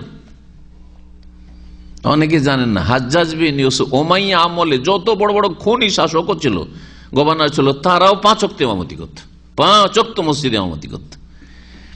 এই শাসকদের ইমামতিটা শেষ হয়েছে আব্বাসী আমলে এসে, তারা অলস হয়ে গেল, বিলাসিতা তাদেরকে ধরলো, তাদের ঘুম ভাঙে না, তখন বললো যে যা আলেম আলমা তোমরা নামাজ পড়ো, আর আমরা তোমরা মসজিদের ইমাম হও, আমরা দুনিয়ার ইমামতি করি। তখন থেকে সেকুলারিজম আসলো, ধর্ম আলাদা আর মসজিদ আলাদা, ইবাদত খানা আলাদা। কামা ক্বালা তাআলা, যেমন মহান আল্লাহ ইরশাদ করেছেন, ওয়াস-সাবিকুনাল আউয়ালুনা মিনাল মুহাজিরিন ওয়াল আনসার ওয়াল্লাযীনা ইত্তাবাউহুম বিইহসানিন রাদিয়াল্লাহু আনহুম ওয়া রাদু আনহু, যারা মুহাজিরিন আনসারদের মধ্য থেকে প্রথম সারির অগ্রণী, প্রথম দিকে যারা ইসলাম গ্রহণ করেছে, যাদের অগ্রণী ভূমিকা রয়েছে, ওয়াল্লাযীনা ইত্তাবাউহুম, আর যারা তাদের অনুসারী হয়েছে, বিইহসানিন, নিষ্ঠার সাথে, আল্লাহ তাদের উপর রাজি হয়ে গেছেন, ওয়া রাজু আনহু, তারাও আল্লাহর উপর রাজি হয়ে গেছেন, আল্লাহ রাজি হয়ে গেছেন। আর যদি কোনো রাফেজি শিয়া বলে যে আমরা অসন্তুষ্ট, আমাদের ক্ষোভ এই সাহাবীদের ওপর, এরাই ফিতনার মূল, যেমন খোমেনি বলেছে, তাহলে তাদের কি দশা হবে? আল্লাহ পাক এই গায়েব দেখাবেন না, মওতের পরে যদি একবার আল্লাহ দেখিয়ে দিতেন তো মানুষের সংশোধন হয়ে যেত, কিন্তু না, ও না দেখে কোরআন এবং হাদিসের দলিলের ভিত্তিতে সংশোধন করতে হবে। দেখিয়ে দিয়ে আল্লাহ সংশোধন করবেন না, ও কিয়ামতের মাঠে আল্লাহ এই সাহাবায়ে কেরামদের দুশমনদেরকে লাঞ্ছিত অপদস্থ করে সমস্ত হাসর মাঠের মুসলিমদের সামনে আল্লাহ পাক তখন দেখাবেন, তখন আর গায়েব থাকবে না, চোখের সামনে দেখতে পাবেন। সূরা তাওবার আয়াত নম্বর 100, এই সূরা তাওবার তাফসীর আমাদের কিছুদিন আগে এসেছে। ফালা ইয়াজুজু তানাক্কুসুহুম ওয়া সাবহুম, সুতরাং সাহাবায়ে কেরামদের বা তাবেঈনদের বা তাদের যারা অনুসারী, ওলামা, তাদের মানহানি করা, তাদেরকে গালিগালাজ করা জায়েজ নয়। লিআন্নাহুম আলামু হুদা, কারণ তারা হচ্ছেন হেদায়েতের হেদায়েতের নিশানা, প্রতীক। আলাম মানে প্রতীক, হেদায়েতের প্রতীক তারা। আজকাল ওলামায়ে কেরামদের অনেকে ভালো ভালো দায়ীদের যারা ওই রকমই ব্যঙ্গচিত্র করছে, তাদের যে কি হাসর হবে কিয়ামতের দিন আল্লাহ পাক ভালো জানে, কিন্তু এদের তো ভয় নেই, এরা দুনিয়া নিয়ে মেতে আছে, আল্লাহর ভয় যদি থাকতো, নিজের আমলনামা বলে আমার আমলনামার কি অবস্থা হচ্ছে, আমি যাব কোথায় এই কথাগুলি বলে লিখে অথবা এইরকম কিছু করে ছবি অঙ্কন করে, তাহলে কখনো এরকম কাজ করতো। মহান আল্লাহ ইরশাদ করছেন, ওমা ইউশাকিকির রাসূল মিন বাদি মা তাবায়্যানা লাহুল হুদা, যেই ব্যক্তি রাসূলের বিরুদ্ধাচরণ করবে তাদের জন্য হেদায়েত স্পষ্ট হয়ে যাওয়ার পরে, ওয়ায়াত্তাবি গায়রা সাবিলিল মুমিনিন, মুমিনদের রাস্তা ছাড়া অন্য কোন রাস্তা অনুসরণ করবে, নুআল্লিহি মা তাওয়াল্লাহ, তাহলে যাতেই ফিরবে তাতে আমি ফিরিয়ে দেব, নুসলিহি জাহান্নাম, এবং তাদেরকে বা তাকে জাহান্নামে আমি প্রবিষ্ট করব, ওয়াসাআত মাসিরা, এবং তাদের জঘন্য স্থান রয়েছে, জাহান্নাম হচ্ছে তাদের জঘন্য স্থান, জাহান্নাম হচ্ছে বড় জঘন্য স্থান। এই আয়াত থেকে কি বোঝা গেল, যে এরা হচ্ছেন আদর্শ হেদায়েতের প্রতীক, আর তাদের বিরুদ্ধাচরণ করা সাহাবাই কেরাম এবং তাদের অনুসারী যারা, এরা হচ্ছে মুমিনিন। এদের রাস্তা ছেড়ে অন্য রাস্তা যাওয়া, তাদেরকে গালিগালাজ করা মানে অন্য রাস্তা ধরেছেন সেই জন্য গাল দিচ্ছেন, তো এই জাহান্নামে যাওয়ার কাজ আসলে। কালা শারেহ তাহাবিয়া, আকিদা তাহাবিয়া, যে হানাফি একজন মুহাদ্দিস, কিন্তু আকিদার ক্ষেত্রে তিনি সালাফি, আকিদার ক্ষেত্রে তিনি মাতুরিদি না। যেমন হানাফিরা সাধারণত তারা হচ্ছে মাতুরিদি আশারি আকিদা বিশ্বাসী, কিন্তু ইমাম তাহাবী রাহমাতুল্লাহ আলাইহি আকিদার ক্ষেত্রে তিনি সালাফি আকিদার, সহি আকিদার। আল্লাহ পাকের সিফাতগুলির ক্ষেত্রে আল্লাহ পাকের সিফাতগুলি হাত মেনেছেন, হাত মানে কুদরত করতে যাননি, চেহারাকে চেহারাই তিনি মেনে, চেহারাকে তিনি সত্তা করতে যাননি। কিন্তু মাতুরিদিরা এগুলোকে হাত মানে কুদরতি হাত, কুদরত, ওয়াজহুন চেহারা মানে চেহারা না, চেহারা বলতে হবে না, সেটা কি বলতে হবে, সত্তা বলতে হবে, ইত্যাদি ইত্যাদি। তিনি তার কিতাব আকিদা তাহাবিয়ার, আকিদা তাহাবিয়ার সারে কয়েকজন রয়েছেন, তার মধ্যে প্রসিদ্ধ হচ্ছেন ইবনু আবিল ইজ আল হানাফি, শারহুল আকিদা তাহাবিয়া, মদিনা ইউনিভার্সিটিতে পড়া হয় এটি। আর আজকাল ভালো ভালো যে মাদ্রাসাগুলি আজকাল হচ্ছে একটু মানে সংশোধন হয়ে আসছে, তারা এই আকিদার কিতাবটি পড়াচ্ছে। আগে তো ওই বিদাতি আকিদা পড়ানো হয়তো, আকিদা নাসাফিয়া, আশারি মাতুরিদি আকিদা পড়া হয়তো ভারত বাংলাদেশে, ইদানিং সংশোধন করে যারা আসছে এই সহি আকিদা পড়াচ্ছে। ফায়াজিব আলা কুল্লি মুসলিম, বলছেন যে প্রত্যেক মুসলিমের জন্য ফরজ, বাদা মুআলাতিল্লাহ ওয়া রাসূল, আল্লাহ এবং রাসূলকে ভালোবাসার পরে, আল্লাহকে ভালোবাসা, রাসূলকে ভালো, তারপর কাকে ভালোবাসতে হবে, মাওয়ালাতুল মুমিনিন, মুমিনদেরকে ভালোবাসা। আর প্রথম মুমিন কারা, সাহাবায়ে কেরাম, তারপরে তাবেঈন, তারপরে তাবা তাবেঈন। কামা আতলাকাল কোরআন, যেমন কোরআনে বলেছেন বা কোরআনে বলা হয়েছে, খুসুসান আল্লাযীনা ওয়ারাসুল, বিশেষভাবে মুমিনদেরই যদি এই মর্যাদা থাকে, হ্যাঁ, যে তাদেরকে ভালোবাসা ফরজ, তাহলে মুমিনদের মধ্যে বিশেষ করে যারা নবীগণের ওয়ারিসিন, উত্তরাধিকারী, উলামা, আইম্মা, আল্লাযীনা জাআলাহুমুল্লাহ বিমানজিলাতিন নুজুম, যাদেরকে আল্লাহ পাক রব্বুল আলামিন তারকার অনুরূপ বানিয়েছেন, তারকার অনুরূপ। তারকা মানে এক একটা তারকা, ওই হাদিস আবার জাল, এক একটা তারকা দিয়ে আপনি, একটা তারা যদি আকাশে থাকে আর কোন তারা না থাকে তা আলো হবে? তাহলে বোঝা গেল শুধু একটা তারকা দিয়ে পৃথিবীতে তেমন আলো হয় না, অন্ধকার হয়ে থাকবে, আঙুলটা হয়তো দেখতে পাবেন না, মেঘলা আকাশ, একটা তারা শুধু আকাশে দেখা যাচ্ছে, কোনো আলো পাওয়া যাবে না, ঠিক না? তাহলে কিন্তু যদি আকাশ পরিষ্কার থাকে, কোনো মেঘ না থাকে আর অসংখ্য তারকা থাকে, তাহলে কিছুটা তো আলো পাওয়া যাবে। এর সাথে এই উদাহরণ রয়েছে। কিন্তু আসহাবিকান নুজুম বিআইহিম ইক্তাদাইতুম ইহতাদাইতুম, আমার সাহাবীরা হচ্ছে তারকার মতো, সুতরাং তাদের জারি তোমরা অনুসরণ করবে, যে কারো মানে একজনে যদি অনুসরণ করো, ইহতাদাইতুম, হেদায়েত পাবে। কথাটি ভুল, জাল হাদিস এটা, আর যুক্তি তো ভুল, হাদিসও জাল, সনদের দিক থেকে মিথ্যা কথা আর অর্থের দিক থেকেও মিথ্যা কথা।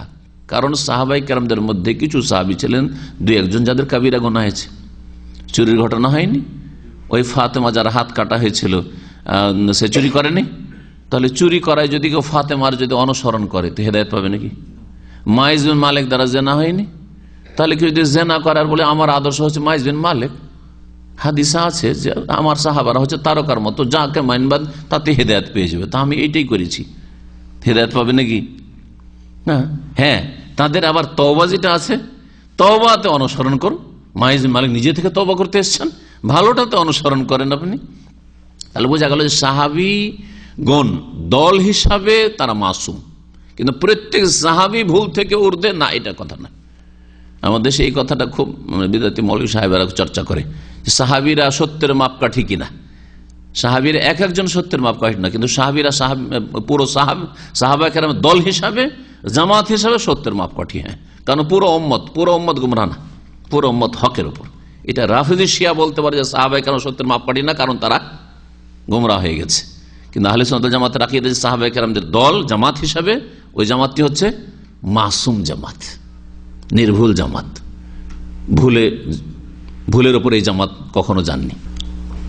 ইউহতাদা বিহিম ফি যুলুমাতিল বাররি ওয়াল বাহর, স্থল এবং পানির অন্ধকারে তাদের দ্বারা হেদায়েত লাভ করা যেতে পারে। যেমন তারকাগুলি দিয়ে জলে স্থলে দিক নির্দেশনা পাওয়া যায়, দিক নির্ণয় করা যায়, ঠিক তেমনি ওয়ারাসাতুল আম্বিয়া ওলামায়ে কেরাম আইম্মায়ে কেরাম দ্বারা কি পাওয়া যায়? দিক নির্দেশনা পাওয়া যায়। আরে আপনার ফতোয়া লাগবে, আপনি নিজেই থেকে হাদিস থেকে বের করবেন নাকি? ক্ষমতা আছে? কারো ক্ষমতা নেই। আর যদি করতে চান ভুল করবেন আপনি। তাহলে আলেম ওয়ারাসাতুল আম্বিয়ার আপনাকে সাহায্য নিতেই হবে, তারা আপনাকে রাস্তা দেখাবে, কিন্তু শর্ত হচ্ছে কোরআন এবং হাদিসের ভিত্তিতে রাস্তা যে দেখাচ্ছে তার অনুসরণ করতে হবে। আর শুধু একজনের অন্ধ অনুসরণ না, যেখানে আপনি হক পাবেন সেখান থেকে গ্রহণ করতে হবে। ওয়াকাদ আজমাল মুসলিমুন আলা হিদায়াতিহিম ওয়া দিরায়াতিহিম, আর মুসলিমদের ঐক্যমত রয়েছে তাদের হেদায়েতের উপর এবং তাদের জ্ঞানের উপর।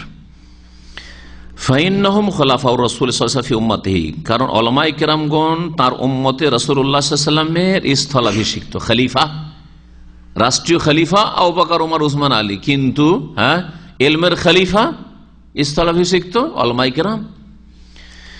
ওয়াল মুহিউনা লিমা মাতা মিন সুন্নাতিহি, আর নবী সাল্লাল্লাহু আলাইহি ওয়াসাল্লামের যে সুন্নতগুলি মৃত হয়ে যাচ্ছে বা হয়ে গেছে সেগুলিকে তারা জীবিত করে থাকেন। উলামায়ে কেরাম দ্বারা কত সুন্নত জীবিত হচ্ছে। আপনার এলাকায় তাহিয়াতুল মসজিদ জানতো না, তাহলে কোন আলেমের দাওয়াত পৌঁছে যে তাহিয়াতুল মসজিদ শুরু হয়েছে না হয়নি? মাগরিবের আযান ইকামতের মাঝখানে কোন যে নামাজ আছে এইটা তো একেবারে কল্পনার বাইরে ছিল তাদের। তো জানছে না, তো কোরআন সুন্নাহ আলেম দিয়ে তো জানছে। জি, তো মৃত সুন্নাতকে জীবিত করছে। বিবাহ শাদীর ক্ষেত্রে বিদাত আর বিদাত, নগদ মোহর বলে কিছুই ছিল না, নগদ মোহর চালু হচ্ছে না? এরকম অনেক বিদাত থেকে বিবাহ মুক্ত হচ্ছে। তাহলে এগুলো ওলামাদের মেহনতে না হচ্ছে, ওলামায়ে হকের মেহনতে হচ্ছে। ফাবিহিম কামাল কিতাব ওয়াবিহিম কামু, এই ওলামায়ে কেরাম দ্বারাই কিতাব প্রতিষ্ঠিত হয়েছে। কোরআন নিজে থেকে প্রতিষ্ঠিত হবে না যতক্ষণ পর্যন্ত ওলামারা প্রতিষ্ঠিত না করবে, কায়েম না করবে। ওয়াবিহি কামু, এবং কোরআনের সাথেই তারাও প্রতিষ্ঠিত হয়েছে। কোরআনের মাধ্যমে তারা আলেমে দ্বীন হইতে পারছে। কোরআন ছেড়ে দিলেও তারা জালেম হয়ে যাবে, আলেম হইতে পারবে না। ওয়াবিহিম নাতাকাল কিতাবু, আর তাদের কথাই কোরআন বলেছে। ওয়াবিহি নাতাকু, এবং তারাও কোরআনের কথা বলেছেন। ও কুল্লুহুম মুত্তাফিকুন ইত্তিফাকান ইয়াকিন আলা ওয়াজুবি ইত্তিবাই রাসূল সাল্লাল্লাহু আলাইহি ওয়াসাল্লাম, আর সমস্ত উলামা আইম্মারা একমত নিশ্চিতভাবে যে রাসূলুল্লাহ সাল্লাল্লাহু আলাইহি ওয়াসাল্লামের অনুসরণ করা ফরজ। ওয়ালাকিন, তবে ইযা ওয়াজাদা লিওয়াহিদ মিনহুম কাউলুন কাদ জা হাদিসুন সহিহুন বিখিলাফিহি, সকল আলেমরাই বলছেন কোরআন হাদিসের কি করতে হবে? অনুসরণ করতে হবে। আবু হানিফা, শাফি, মালিক, আহমদ বলেন নাই? সকলে বলেছেন। আমার এই ব্যাপারে বক্তব্য আছে, একাধিক বক্তব্য আছে আইম্মা কেরামদের মত। ইমাম আবু হানিফার উক্তি ইন্টারনেটে পাবেন যে আবু হানিফা বলছেন যে সাহাল হাদিস ফাহুয়া মাযহাবি, আমার কথা যদি সাহাবীর খেলাফ হয় তাও ছেড়ে দিও, প্রথমত রসুলের খেলাফ হয় ছেড়ে দিও, সাহাবীর খেলাফ হলেও ছেড়ে দিও। এভাবে বলেছেন তিনি। সাহাবীর সামনে আমার কথা রাখবে না, রসুলের সামনে তো দূরের কথা। আর কেউ যদি বলে যে না, কোন কোরআনের আয়াত অথবা হাদিস যদি আমাদের মজহাবের খেলাফ হয় তাহলে কোরআন আয়াতের তাবিল করতে হবে, নয় মানসুখ, হাদিসের তাবিল করতে হবে, নয় মানসুখ। ইমাম আবু হানিফা এক কথা বলছেন, আর তার মুকাল্লিদ, তার নামের মুকাল্লিদ গুমরা আর এক কথা বলছে। ইব্রাহিম কারখি কথা বলছে। ইব্রাহিম কারখি বলছে কুল্লু আয়াতিন আও হাদিসিন ইউখালিফু মাযহাবানা ফাহুয়া ইম্মা মানসুখুন আও মুআওয়ালুন, বলছে এমন আয়াত বা হাদিস যদি আমাদের মজহাবের খেলাফ হয় তো সেটা হয় মানসুখ, আর না হয় তার কোনো অন্য ব্যাখ্যা তাবিল রয়েছে, কিন্তু আমাদের এটা ঠিক থাকবে। বুখারীর তরজমা একটা আছে শাইখুল হাদিস সাহেবের, আপনাদের দেশে বাংলা, ওর ভূমিকাতে দেখবেন কি লিখেছে, বুখারীর হাদিস সবচেয়ে সহি, তবে আমাদের মজহাবের খেলাফ হলে মজহাবের আমল করতে হবে। আলেমদের কাছে জেনে মজহাবের আমল করতে হবে, হাদিস হলে নয়। হাদিস মজহাবের খেলাফ হাদিস হলে হাদিস মানতে হবে না। এটা তো ইমাম আবু হানিফার শিক্ষা নয়, এটা রাসূলুল্লাহর শিক্ষা নয় সাল্লাল্লাহু আলাইহি সাল্লাম, আর সাহাবায়ে কেরাম তাবেঈনদের শিক্ষা নয়, স্বয়ং ইমাম আবু হানিফার শিক্ষা এটা নয়। তো যারাই ইমামের দোহাই পড়ে তারাই যে ইমামের অনুসারী, কথা কখনো ভাববেন না, ভুল। আসলে এখানেই ভুল হয়েছে যে ইমামের দোহাই পারলে মনে হয় এরা ইমামের আদর্শের রয়েছে, না, ইমামের আদর্শের উপর সহিহ আকীদার লোকেরা রয়েছে। সকলে একমত ছিলেন যে কোরআন হাদিস মানতে রাসূলের অনুসরণ করা ফরজ, কিন্তু যদি তারপরও দেখা যায় যে একটা হাদিসের খেলাফ কোন ইমামের বক্তব্য হয়ে গেছে, ইমাম আবু হানিফা, শাফি, মালিক, আহমদ, চারজনের এরকম আছে, তাহলে কি করতে হবে? তিনটা ওজরের একটা ওজর খুঁজতে হবে। তাদের নিশ্চয় কোনো অজুহাত ছিল। ফালাবুদ্দালাহু ফি তারকিহি মিন উযরিন, তারা কেন হাদিসটি ছাড়লেন, হাদিসের আমল করেননি, হাদিস মোতাবেক তাদের ফতোয়া কেন নয়, এই ক্ষেত্রে অবশ্যই তাদের হাদিস ছাড়ার ক্ষেত্রে কোনো ওজর রয়েছে। ও জেমাউল আজারে সালাসাত আসনাফ, অনেকগুলি ওজর রয়েছে। আল্লামা ইবনে তাইমিয়া রাহমাতুল্লাহ আলাইহি তার একটি কিতাব, খুব গুরুত্বপূর্ণ কিতাব, রাফুল মালাম আনিল আইম্মাতিল আলাম, বাংলায় অনুবাদ হয়েছে, বইটি একজন করেছেন।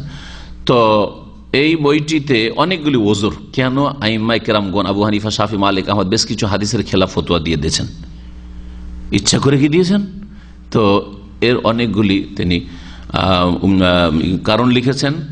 সবগুলিকে মোটামুটি তিনটা পয়েন্টে নিয়ে আসা যেতে পারে, যেটা এখানে শেখ সালেহ ফৌজান নিয়ে এসছেন। আজকে তিনটি জানেন। বলছে জেমাউল আজারে সালাসাত আসনাফ, সমস্ত ওজরগুলি তিন প্রকারের। আহাদোহা, এক রকমের ওজর হচ্ছে কেন হাদিসের উপর আমল করেননি, আদাম ও ইতিকাদিহি আন্নান নবী সাল্লাল্লাহু আলাইহি কালাহু, প্রথম কথা তার বিশ্বাসী হয়নি, ইমামের বিশ্বাসী হয়নি যে এটা নবী বলেছেন। যদি পৌঁছাও থাকে তাহলে তার বিশ্বাস হয়নি যে এটা হয় পৌঁছেনি সেজন্য বিশ্বাস হয়নি, অথবা পৌঁছেছে কিন্তু সহিহ সূত্রে পৌঁছেনি। একটা ঘটনা, একবার আমার কাছে দুর্বল সূত্রে পৌঁছিল, আর একবার বিশ্বস্ত সূত্রে পৌঁছিল, হয় না? হয় না? এখন একটা লোক আসলো, আর জীবনও তাকে চেনেও না, আর তার শাকল সুরাত দেখে মুসলিম বুঝাও যায় না, সে একটা দুর্ঘটনার খবর দিল, আমার কাছে বিশ্বস্ত সূত্র নয়, ঠিক কিনা? কিন্তু তার এক ঘন্টা পরে বা একদিন পরে আরেকজন আসলো, বেশ ধার্মিক লোক, আর আমার পরিচিত লোক, ইমানদার লোক, আমানতদার লোক, কখনো মিথ্যা কথা বলবে না, সে এসে বললো ঘটনা এইরকম, ঠিক এইরকমই হয়েছে। এখন আমার বিশ্বাস হবে না? হবে না? একদিন আমি বিশ্বাস করিনি, অথচ একদিন আগে কথাটা শুনেছি, কারণ আমার এতেকাদ হয়নি যে এটা ঘটেছে। ঠিক ওই রকমই ব্যাপারটা ইমাম আবু হানিফার যুগে বা ইমাম শাফির যুগে। ইমাম শাফি যখন এতে ছিলেন, ইরাকে ছিলেন, হাদিস তার কাছে সহিহ সূত্রে পৌঁছেনি, তিনি যা পেয়েছেন তাই দিয়ে ফতোয়া দিয়েছেন। যখন মিশরে তিনি হিজরত করে চলে গেলেন, ওখানে যাওয়ার অনেক হাদিস পেলেন সহিহ সূত্রে, যেগুলো ইরাকে পাননি। তখন হাজার হাজার মাসলা মাসাল ফতোয়া থেকে ফিরে এসছেন, তিনি হাজার হাজার ফতোয়া থেকে ফিরে এসছেন, কারণ তখন তার এতেকাদ হলো যে না, এগুলো নবীর কথা। ইরাকে বুঝতে পারেন যেগুলো নবীর কথা, কিন্তু ওখানে গিয়ে তিনি বুঝতে পেরেছেন। এটা শুধু ইমাম আবু হানিফার ক্ষেত্রে না, সবার ক্ষেত্রে, সমস্ত ইমামের ক্ষেত্রে হইতে পারে। আমার ক্ষেত্রে এক যুগে 5 ওয়াক্ত মোনাজাত, জানতাম না যে এটা বিদআত, আমাদের ওস্তাদরা করেছে, তারা করেছে, শিক্ষিত এটাই করেছি, 5 ওয়াক্ত মোনাজাত, বুঝছেন না? এরকম বহু মাসলা রয়েছে। আকীদার পড়াশোনা আমাদের সে এত দুর্বল যে তাবিজ যে শিরক, তাবিজ ইখতিলাফ আছে জানতাম, কিন্তু তাবিজ যে শিরক এটা অত মজবুত করে জানা ছিল না, বোঝা গেছে? যদিও তাবিজ হয়তো নিজে থেকে করতে যায়নি। তো এরকম মেলা বিষয় রয়েছে, যে কোনো আলেমের হইতে পারে, ছোট হইলেও হইতে পারে, বড় হইলেও হইতে পারে, এরকম। তো প্রথম ওজর হচ্ছে যে তিনি বিশ্বাসই করতে পারেননি যে নবী সাল্লাল্লাহু আলাইহি ওয়াসাল্লাম এই কথা বলেছেন, যার ফলে উল্টো ফতোয়া দিয়েছেন তিনি। 2 নম্বর কথা, আদামু ইতিকাদিহি আন্নাহু আরাদা তিলকাল মাসআলা বিযালিকাল কওল, হয়তো নবী বলেছেন এই কথা পৌঁছেছে, কিন্তু তার অর্থটা এই মাসলা প্রমাণ করে এটা বুঝতে পারেননি তিনি অন্য ব্যাখ্যা বুঝেছেন, ব্যাখ্যা বুঝতে ভুলেছে, হতে পারে ব্যাখ্যা বুঝতে ভুল হতে পারে। এটা আম কথা না খাস কথা। লা সালাতা লিমান লাম ইয়াকরা বিফাতিহাতিল, সূরা ফাতিহা ছাড়া নামাজ হয় না। কারণ সূরা ফাতিহা ছাড়া নামাজ হয় না সকলের, যেমন ইমাম শাফি বলছেন, নাকি শুধু ইমামের? হ্যাঁ, এটাকে আম করব, হাদিসটাকে আম করব না হাদিসটাকে খাস করে দেব? বুঝতে গিয়ে বুঝার ফের হয়ে গেছে। 3 নম্বর বলছেন ইতিকাদু আন্নাল হুকম মানসুখুন, অথবা তার এই বিশ্বাস জন্মে গেছে যে এই হুকুমটি মানসুখ। যেমন রফুল ইয়াদাইন ইমাম শাফি, মালিক, আহমদ তারা বলছেন সুন্নাত, মুহাদ্দিসিন কেরামরা বলছেন সুন্নাত, আহলে হাদিসরা বলছেন সুন্নাত। ইমাম আবু হানিফা উনি বলছেন এটা মানসুখ হয়ে গেছে, আগে ছিল এখন নাই। ওনার কাছে ওইভাবে পৌঁছেছে, উনি বিশ্বাস করেছেন কি যে হাদিস থাকলেও এটা কি হয়েছে, আব্দুল্লাহ মাসউদের হাদিস, যেমন আবু দাউদের হাদিস, বুখারী মুসলিমের হাদিস মানসুখ হয়ে গেছে। উনি এরকম বুঝেছেন আসলে, তাহলে বুঝার ক্ষেত্রে ভুল হয়েছে। আপনি বলবেন যেন আবু হানিফাটা ঠিক, তাহলে ওই 3 ইমামেরটা ভুল। তাহলে এই ক্ষেত্রে আল্লামা মোহাম্মদ হায়াত সিন্ধি, হানাফি মুহাদ্দিস, মদিনায় তিনি থাকতেন, সিন্ধু প্রদেশের, কিন্তু মদিনায় থাকতেন। তিনি নাসাইর ভাষ্য লিখেছেন, টিকা লিখেছেন, টিকা আছে ভারত বাংলাদেশে, যেটা নাসাই ছিপা আছে ওতে ওই টিকাটা আছে। তিনি বলছেন যে হানাফি মাযহাবে যে মানসুখ বলা হয় রফুল হাদিসকে, দাওয়ার নাসখে বাতিলুন, উনি বলছেন যে এই মানসুখ হওয়ার দাবিটা হচ্ছে বাতিল। কুল্লুন সুন্নাতুন, দুটাই সুন্নাত। ওনার কাছে ওনার ইজতিহাদ এটা পৌঁছে যে দুটাই সুন্নাত, মানে নবী সাল্লাল্লাহু আলাইহি ওয়াসাল্লাম অধিকাংশ সময় রফুল করেছেন, কখনো করেননি, যেটা আব্দুল্লাহ মাসউদ বয়ান করেছেন। কারণ এটা একটা সমন্বয় হইল। অন্যরা বলছেন না, আবু দাউদের হাদিস যেহেতু জয়ীফ, দুর্বল, সুতরাং জয়ীফের আমল করা যাবে না, সহিহের আমল করে সবসময় রফুল করতে হবে। 3টা মত তাহলে হইল। কিন্তু ইচ্ছা করে হাদিস মানব না এইরকম কোন ইমাম করেন নাই। আমাদের করণীয় কি? আমাদের করণীয় একজনকে ধরে নাও ইমামকে না, আমাদের করণীয় যখন হক স্পষ্ট হয়ে যাবে, যার সাথে হক আছে তার সাথে থাকা। আবু হানিফার সাথে যখন হক দেখবো, অন্য ইমামদের কথা ছেড়ে দেবো যখন বুঝতে পারবো। বিশেষ করে জনসাধারণ না বুঝলে, আলেমরা তো বুঝতে পারে, মাদ্রাসায় যারা 20 বছর 30 বছর পড়েছে, তারপরে বুঝি না বলবা যে তুলনা করে এই 3টা উক্তির মধ্যে কোনটা হাদিসের কাছাকাছি, এটাই বুঝতে পারলাম না, এতটুকু তৌফিক হলো না। তো 20 বছর 30 বছর কি কাজে মাদ্রাসায় পড়লাম, কি কাজে ইউনিভার্সিটিতে ইসলামিক স্টাডিজে পড়লাম, হ্যাঁ, হাদিস আর ফিকহ পড়লাম, শরিয়া পড়লাম আর হাদিস পড়লাম। বোঝা গেছে তাহলে আলেমদের গুরু দায়িত্ব রয়েছে, আলেমদের জন্য তাকলিদ মোটেই জায়েজ নয়। ফালাহুমুল ফাযলু আলাইনা ওয়াল মিন্না, উলামায়ে কেরামদের, আইম্মা কেরামদের আমাদের ওপর অনুগ্রহ রয়েছে এবং অবদান রয়েছে।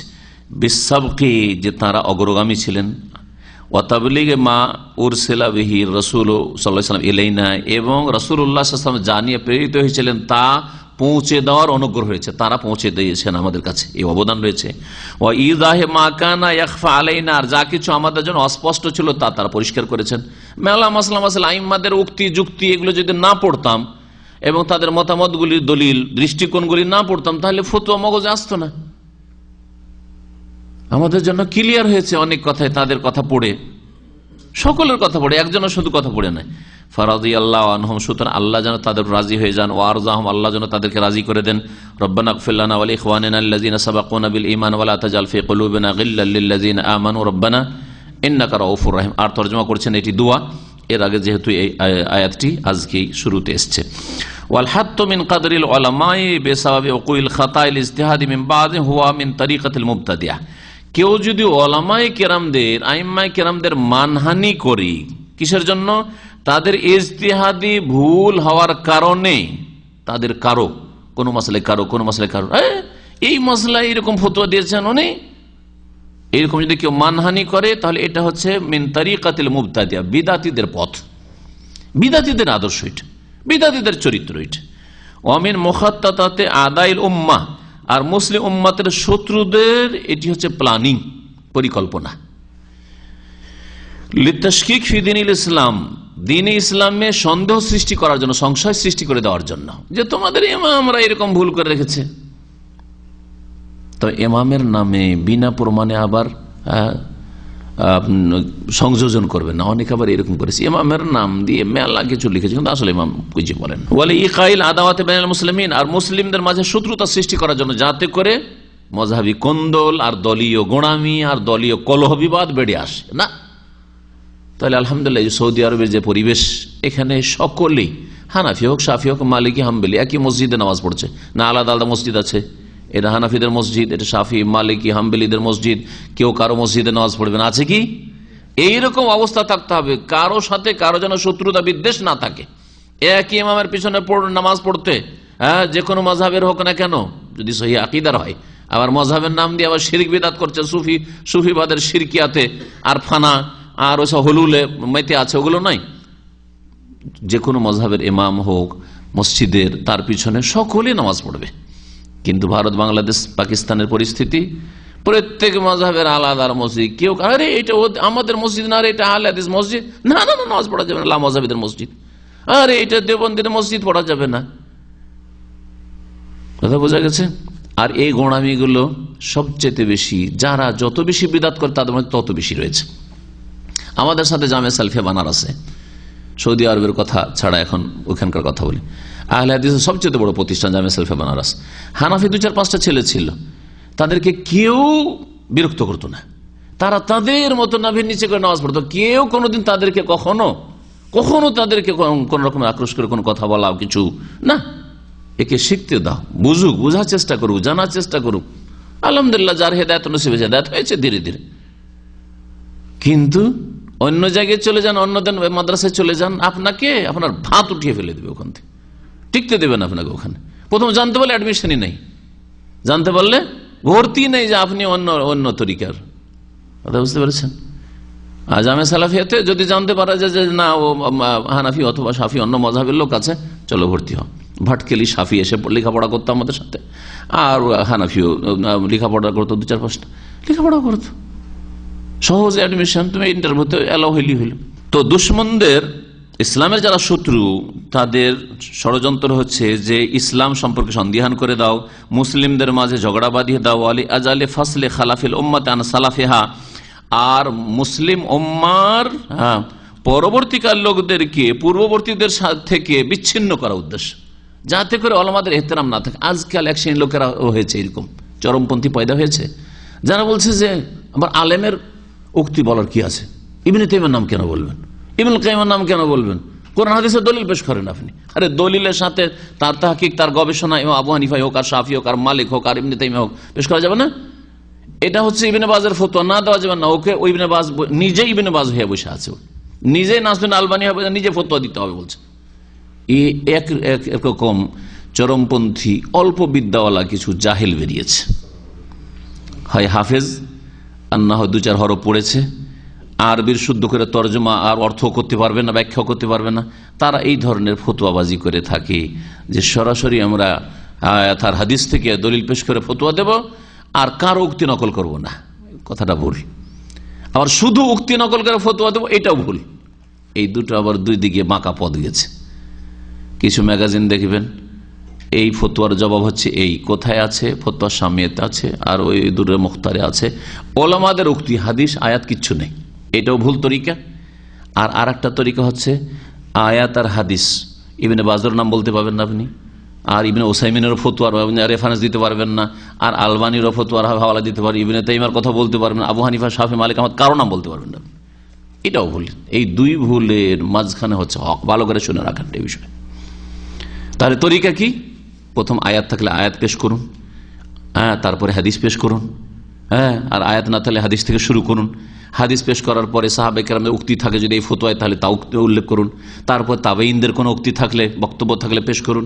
তারপরে আইম্মায়ে কেরাম আবু হানিফা, শাফি, মালিক, আহমদ পেশ করুন, ইবনে তাইমিয়া পেশ করুন, ইবনুল কাইয়িম পেশ করুন, আর তারপরে ইবনে বাজ, নাসরুদ্দিন আলবানী, তারা যেহেতু আগের এলিম গেলে তাদের কাছে এসছে, তারা এই বিষয়ে বা নতুন নতুন কিছু সমস্যা এসছে, যেগুলি তখন সমস্যা ছিল, আবু হানিফার যুগে এই সমস্যা ছিল না, শাফি, মালিক, আহমদের যুগে ছিল না, কিন্তু এই যুগের সমস্যা, সুতরাং সেই সমাধান কি বলেছেন তাদের কথা অবশ্যই উল্লেখ করা জরুরি। ওয়াবাসুল ফুরকাত বাইনা শাবাব ওয়াল উলামা, আর ইসলামের শত্রুরা চাই যে যুবক আর ওলামাদের মাঝে বিচ্ছিন্নতা সৃষ্টি হয়ে যাক, কেউ কারোর সাথে সম্পর্ক না থাকে। আজকাল এই জঙ্গি টাইপের লোকেরা এরকম, আলেমের কোনো শ্রদ্ধা নেই তাদের কাছে, সামান্যতম শ্রদ্ধা নেই তাদের। এটা ইসলামের শত্রু যারা, তাদের একটা ষড়যন্ত্র, যা আপোষে লড়িয়ে দেওয়া। কামা হুয়াল ওয়াকি আলাম, যেটা হচ্ছে বাস্তব অবস্থা এখন। শেখও বলছেন সালেহুল ফওজান, ফালিয়াতানাব্বাহ লিযালিকা, এর জন্য সজাগ হওয়া উচিত, সচেতন হওয়া উচিত। ফালিয়াতানাব্বাহ লিযালিকা বাযু তালাবাতিল মুবতাদিন, প্রাথমিক পর্যায়ের কিছু ইসলামের ছাত্ররা রয়েছে, তারা যেন এই ক্ষেত্রে একটু সজাগ সচেতন হয়। তারা এই রকমের ভুল ভ্রান্তি করে থাকে। আল্লাযিনা ইয়াহুত্তুনা মিন কাদারিল ফুকাহ, আল্লাযিনা ইয়াহুত্তুনা মিন কাদরিল ফুকাহা, যারা ফুকাহায়ে কেরামদের মর্যাদা হানি করে থাকে। ওমিন কাদরিল ফিকহিল ইসলামী, ইসলামী ফিকহের মর্যাদা হানি করে থাকে। ইসলামী ফিকহ তার ভিত্তি হবে কোরআন সুন্নাহর উপর, কোরআন সুন্নাহর বিপরীত নয়, এটা হচ্ছে ইসলামী ফিকহ। ফুকাহায়ে কেরাম, ফুকাহায়ে কেরাম মানে একজন ফাকি নাই, ভুলটা ওখানে হয়েছে। ফোকাহা বলতে একজন ফাকিকে ধরেছেন না, সমস্ত ফাকিকে সামনে রেখে আপনি সিদ্ধান্ত দেওয়ার মতো যোগ্যতা থাকলে সিদ্ধান্ত দেবেন। ওয়াজাহিদুনা ফি দিরাসাতিহি, এবং এগুলি পড়ার ক্ষেত্রে মানুষকে বিমুখ করার চেষ্টা করে থাকি। ওয়াল ইনতিফাই বিমা ফিহি মিন হাক্কিন ওয়া সওয়াব, আর এই সব ফিকহের কিতাবে যে সব সত্য হক কথা রয়েছে এবং সঠিক কথা রয়েছে সেগুলি তো উপকৃত হইতেও নিষেধ করে, টোটালি নিষেধ, ভুল কথা। অবশ্যই উপকৃত হইতে হবে, কিন্তু অন্ধভাবে মানতে হবে না, অন্ধভাবে ওহী মানতে হবে, অন্ধভাবে ওহী মানতে হবে, কোরআন এবং হাদিসের কথা মানতে হবে। ফালিয়াতাযু বিফিকহিম, তাদের ফিকহের দ্বারা তাদেরকে গর্বিত হওয়া উচিত, যা আমাদের আইম্মায়ে কেরামরা তাদের ফিকহ, তাদের জ্ঞান, গর্ব, আলোচনা বা লিখনি ছেড়ে গেছেন। ওয়ালিয়াহতারিম উলামাআহুম, তারা যেন উলামায়ে কেরামদের শ্রদ্ধা সম্মান করে। ওয়ালা ইয়ানখাদিউ বিদআয়াতিল মুদাল্লিলাত ওয়াল মুগরিযা আল্লাহুল মুওয়াফিক, আর তারা যেন প্রতারিত না হয় এই বিভ্রান্তিকর আর যেগুলি দুনিয়ার স্বার্থে যেসব প্রোপাগান্ডা হয়েছে, অপপ্রচার হয়েছে, সেগুলিতে যেন তারা ধোঁকা না খেয়ে যায় বা প্রতারিত না হয়। আল্লাহুল মুওয়াফিক, আল্লাহ তৌফিক দাতা। আল্লাহ পাক রব্বুল আলামিন যেন আমাদেরকে কোরআন ও হাদিস বুঝার তৌফিক দান করেন এবং সাহাবায়ে কেরাম, তাবেঈন, তাবা তাবেঈন, আইম্মায়ে কেরাম, ফুকাহা, মুহাদ্দিসিন তাদের তরিকায় চলার যেন তৌফিক দান করেন। আল্লাহ পাক রব্বুল আলামিন সমস্ত রকমের ডানে বামে যেসব ভ্রষ্টতা রয়েছে, গুমরাহি রয়েছে, সেগুলি থেকে বেঁচে থাকার তৌফিক দান করেন। আল্লাহ পাক রব্বুল দুনিয়াতে ও জান্নাতে রাস্তায় রাখেন, আর আল্লাহ পাক আখিরাতে জান্নাতে পৌঁছার তৌফিক দান করেন। ও সাল্লাল্লাহু আলা নবিয়িনা মুহাম্মদ ওয়া আলা আলিহি ওয়া সাহবিহি আজমাইন। এক কথা, ইলেকশন যে কোনো ইলেকশনই হোক না কেন, ইলেকশনে ভোট দেওয়া যাবে কিনা? ইলেকশনে ভোট দেওয়া যেতে পারে, তবে পার্টি করা যাবে না, গণতান্ত্রিক পার্টি করা যাবে না। এটা হচ্ছে আমার ব্যক্তিগত মত। এই ক্ষেত্রে একদল ওলামা কট্টরপন্থী আরো শক্ত, ওরা বলছে যে না, ভোটও দেওয়া যাবে না, ভোট বয়কট করতে হবে। ভারত, বাংলাদেশ, পাকিস্তানে একদল এরকম আছে আলেম, কিন্তু এতে দেখা যাচ্ছে যে ভোট বয়কট করলে বাতিলপন্থী যারা পাপিষ্ট তারা আরো আগে বেড়ে যাবে এবং অন্যায় আরো বেড়ে যাবে, অসৎ লোকরা আরো বেশি নেতৃত্বে চলে যাবে, যার ফলে ভালো মানুষরা ভোট বয়কট করে লাভ করতে পারবে না। যতদিন পর্যন্ত এই গণতন্ত্রের কুফরি রয়েছে ততদিন পর্যন্ত গণতান্ত্রিক পদ্ধতিতে ভোট দিয়ে ভালো মানুষটাকে ভোট দেওয়ার চেষ্টা করবেন। যে কোনো দলে যে লোকটি ভালো, আল্লাহকে ভয় করে, আমানত রক্ষা করে, মানুষ জুলম অত্যাচার করবে না, আর সততা আছে, সহি আকিদার লোক, নামাজি, এইসব গুণগুলি সবগুলি দেখে, আকিদা, ইবাদত, আখলাক, এই তিনটি দিক দেখে যদি পান তো ভোটটা দিয়ে দিবেন। যে নাই মামার কানা মামা ভালো, ওকে ভোটটা দেবেন। আর যদি দেখেন সবগুলি অসৎ, সেই ক্ষেত্রে বয়কট করতে পারেন। যে সবগুলি চোর, তো আমি কাকে আর দেব? কিন্তু বিশেষ করে একটা পার্টি, সেটা ইসলামের নাম দিয়ে হোক অথবা দুনিয়ার নাম দিয়ে, জাতীয়তার নাম দিয়ে হোক, বিশেষ করে একটা দল করা, রাজনৈতিক দল করা, গণতন্ত্র করা জায়েজ নয়, হারাম। কারণ এটা বাতিলের সাথে সহযোগিতা করা, তাওয়ান আল বিররি ওয়াত তাকওয়া ওয়ালা তাওয়ান আল ইসমি ওয়াল উদওয়ান, এটা জায়েজ নয়। কারণ ওই আদর্শে আপনি বিশ্বাসী হয়ে গেলেন বা ওই আদর্শের আপনি সাপোর্ট করলেন, আপনি শক্তিশালী করলেন ওই আদর্শকে, এটা জায়েজ নয়। কোন বছরে হয়তো এই দলের একটা ভালো মানুষ পেলাম, বা কোন এলাকায় আপনি আপনার এলাকায় একটা আপনার এই দলে ভালো মানুষ পেয়েছেন, ওকে ভোট দিলেন। আমি আমার এলাকাতে আরেকটা ভালো মানুষ পেলাম অন্য দলের, তাকে ভোট দিলাম। আপনার সাথে আমার কোনো বিরোধ নেই। আমাদের লক্ষ্য উদ্দেশ্য হচ্ছে ভালো মানুষকে নেতৃত্বে পৌঁছানো, প্রতিনিধি করে পৌঁছানো, যাতে করে আমাদের ভালো করে জনগণের জন্য। তো আশা করি জায়েজ। এশার নামাজ অর্ধেক রাতের পড়লে কাজা হয়ে যাবে, গুনাহ হবে। অর্ধেক রাত 12টা নয়, অর্ধেক রাত 11টার দিকে অর্ধেক হয়ে যায়। সন্ধ্যা 5টা থেকে ফজর 5টা, এখন দাম্মামে 5টা থেকে 5টা, মাগরিব হচ্ছে 5টায় মোটামুটি, আর ফজর হচ্ছে 5টায়। তাহলে 5টা থেকে 5টা 12 ঘন্টা, 12 ঘন্টাতে তাহলে কত হয়? 6 5 11, 11টায় অর্ধেক রাত হয়ে যায়। রাত 11টায় অর্ধেক রাত, 11টার পরে কেউ যদি এশার নামাজ পড়ে তাহলে সে গুনাহগার হবে, নামাজের টাইম চলে গেছে। নবী সাল্লাল্লাহু আলাইহি ওয়াসাল্লামের সাহাবীরাও উমরকে যখন বললেন, আবু মুসা আশআরী বাড়ি থেকে 3 বার সালাম দিয়ে ফিরে চলে যাচ্ছিলেন, আছে না, তারাও তো হাদিসের তাহকিক করেছেন যে সহি কেনা এই কথাটি। ফিরে চলে যাচ্ছেন, ফিরে কেন যাচ্ছ তুমি? সালাম দিচ্ছিলে, আমি শুনছিলাম বেশি দোয়াটা তুমি দাও, 3 বার সালাম, তুমি যাচ্ছিলে কেন? বলছেন নবী সাল্লাল্লাহু আলাইহি ওয়াসাল্লাম বলেছে 3 বার সালাম দিয়ে যদি বাড়ির লোক কিছু না বলে, সাড়া টাড়া না দেয়, তো চলে যেত, আমি চলে যাচ্ছিলাম। তারপরে তাকে ধৈর্য টেনে নিয়ে যাচ্ছে, চলো কে তোমার সাক্ষী দাও, না হলে তোমার খবর আছে। তাহলে বোঝা গেল যে সাহাবীরাও কি করেছেন, হাদিসের তাহকিক করেছেন, আসলে কি এটা রসুলের আদর্শ নাকি এটা তোমার মন গড়া কথা। তো সাহাবে কেন্দ্রের যুগ থেকে হাদিসের সহিহ জয়ীফ, যে তোমার কথাটা বিশুদ্ধ কি বিশুদ্ধ নয়, এই তদন্ত শুরু হয়েছে। কিন্তু সাহাবারা সবাই আমানতদার ছিলেন, এই জন্য সাহাবিদের সহিহ জয়ীফ কেউ নাই, সকলেই বিশ্বস্ত। তাবেঈনদের যুগ থেকে শুরু হয়েছে অল্প স্বল্প জয়ীফ, সুতরাং তখনকার যুগে আরো শক্ত হয়ে গেছে। যেমন ইবনে সিরিন বলেছেন, মুসলিমের ভূমিকাতে আছে, সহিহ মুসলিমের ভূমিকাতে রয়েছে যে সাহাবীরা কানুল লা ইয়াসআলুনা আনিল ইসনাদ, সনদ সম্পর্কে সহিহ না জয়ীফ জিজ্ঞেস করতেন না। ইবনে সিরিন ইমাম আবু হানিফার আগের লোক, তাবেই, প্রথম মধ্যযুগের তাবেই। তাহলে তিনি বলছেন যে আমরা জিজ্ঞেস করতাম না, সাহাবায়ে কেরামরা জিজ্ঞেস করতেন ফালামা ওয়াকাতিল ফিতনা, তো কিন্তু যখন খারেজি আর রাফিজিদের এইসব যখন দ্বন্দ্ব শুরু হলো, ফিতনা হইলো, মানে খারেজিদের সাথে লড়াই হলো আলী রাদিয়াল্লাহু তাআলা, তখন শিয়ারা তো মিথ্যা জাল হাদিস বয়ান করা শুরু করলো। রাফিজিরা, খারিজিরা বলতো না, কারণ খারিজিদের কাছে কাবিরা গুনাহ করলে বড় কাফের হয়ে যায়, তো বড় কাফের হয়ে তো মরতে চায় না, যেন খারিজিরা মিথ্যা কথা বলতো না, কিন্তু রাফিজিরা মিথ্যা কথা বলতো, এদের ধর্ম মিথ্যার উপর নির্ভরশীল। তো বলছেন যে তখন তাবেঈনরা বলতে লাগলেন সাম্মুলানা রিজালাকুম, তোমাদের আসমায়ে রিজালের নাম বলো। ফায়ুনজারু ইলা আহলি সুন্নাতে, তারপরে দেখা হয়তো আহলে সুন্নাত কি না, ফায়ুখাযু হাদিসুম, তার হাদিস নেওয়া হইতো। ওয়ায়ুনজারু ইলা আহলিল বিদআত, তার বিদাতির দিকে দেখা হইতো, যদি দেখা হইতো যে এই সনদে বিদাতি আছে তাহলে ফালা ইউখাযু হাদিসহুম বা ফায়ুতরাকু হাদিসহুম, তার হাদিস বা তাদের হাদিস ছেড়ে দেওয়া হইতো। কিন্তু তাবেঈ, প্রখ্যাত তাবেঈ ইবনে সিরিন বলছেন জি।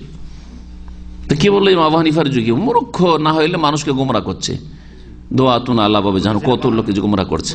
সহিহ মুসলিমের ভূমিকা আছে, ওইটাও যদি বানানো হয় তো কি আর বিশ্বাস করবে?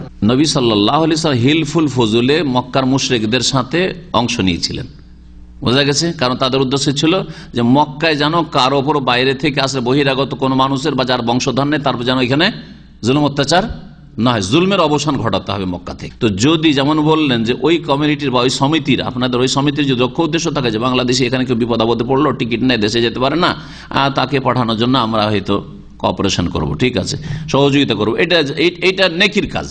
কিন্তু যদি ওখানে থাকে যে এটাও করব আর তার সাথে সাথে আমরা বৈশাখী মেলাও করব, তার সাথে সাথে আমরা আমাদের আরো বলেন কিছু, আমাদের স্বাধীনতা দিবস পালন করব, আমাদের বিজয় দিবসও পালন করব, আমাদের আরো কি নাজগা নাউজুবিল্লাহ, তাহলে হারাম। তার নেতৃত্ব কেন, তাদের ওই সমিতির একটা অঙ্গ হওয়া হারাম আপনার জন্য, জায়েজ নাই। ওয়ালা তাআওয়ানু আলাল ইসমি ওয়াল উদওয়ান, গুনাহের কাজে এবং সীমা লঙ্ঘনের কাজে সহযোগিতা করিও না কেউ কাউকে। সাল্লাল্লাহু আলাইহি ওয়া সাল্লাম।